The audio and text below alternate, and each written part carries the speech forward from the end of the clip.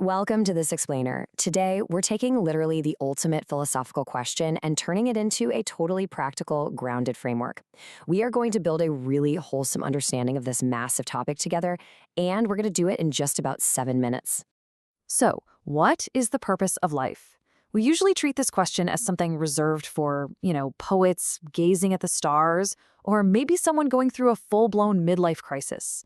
But let's reframe that right now, because this isn't just some abstract thought experiment. Our source material presents this brilliant perspective. Your view of life's purpose is actually a decision-making tool. Think of it like the foundation of a massive building in Karachi. Before the walls even go up, that foundation dictates absolutely everything you can build on top of it.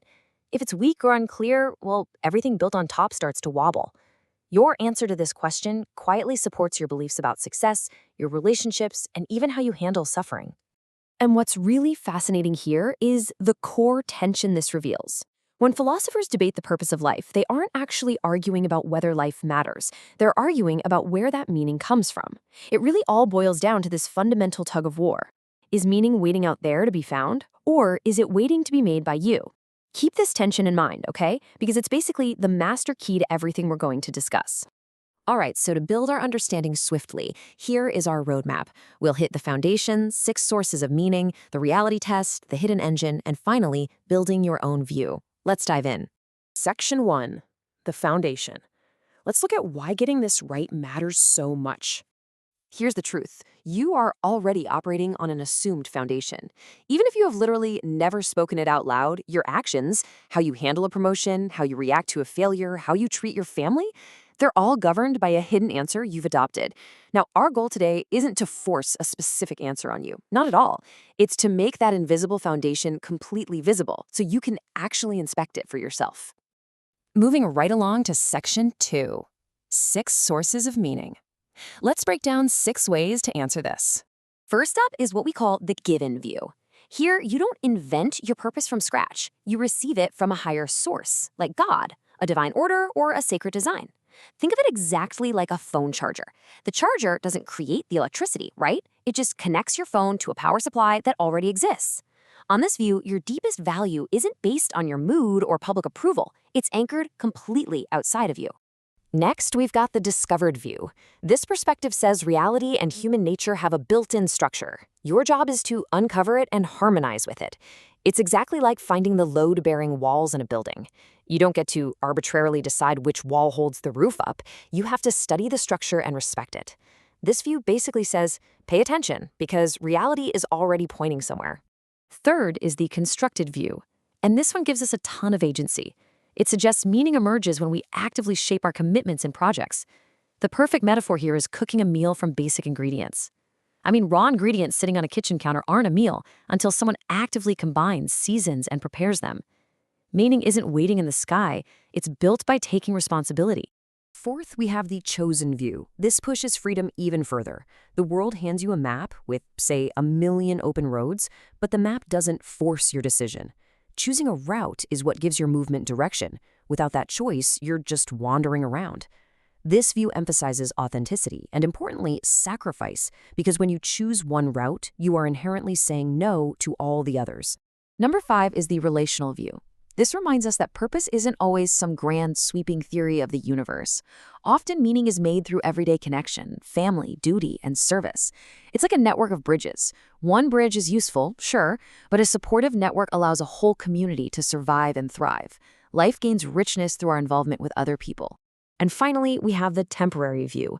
This argues that human life is finite, and many of our goals just disappear with us. But rather than being bleak, this actually brings massive clarity. Think of it like writing on a whiteboard. It's really useful, and it guides the meeting, but it's eventually gonna be erased. Because our time is temporary, a conversation, a kindness, or a promise becomes endlessly more precious, precisely because it won't last forever. So, looking at these 6 lenses side by side, remember that master key we discussed earlier? These aren't just 6 random opinions. They're all different answers to that one hidden tension. Is meaning found, like the given and discovered views, or is it made, like the constructed and chosen views?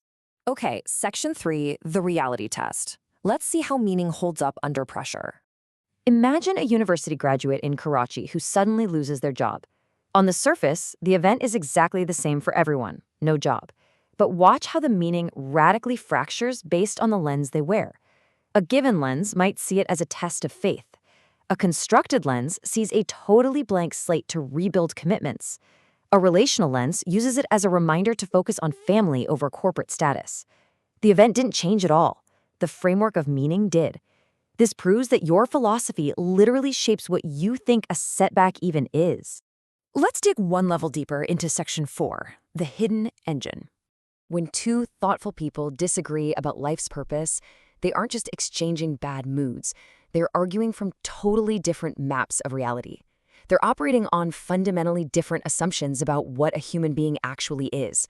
Like, are we discoverers, creators, or receivers? And what counts as a good life? If your foundation differs, the same house is going to be designed entirely differently. Which brings us to our final part, Section 5, building your own view. What you've experienced in the last few minutes is kind of an identity shift. You are no longer just a person asking a vague question. You now have the vocabulary and the architecture to compare these views honestly. When someone makes a claim about meaning, you now have the freedom to question their hidden assumptions, and you'll absolutely be able to recognize a serious, structured answer when you hear one. So instead of asking, what label do I belong to? I want to leave you with this final provocative thought. Ask yourself, which source of meaning do I trust most, and why? Use the lenses we explored today to stop treating life's purpose as a vague, floating feeling, and start actively building your own deeply meaningful foundation. Thank you so much for joining me for this explainer, and I really hope this framework serves you well on whatever route you choose.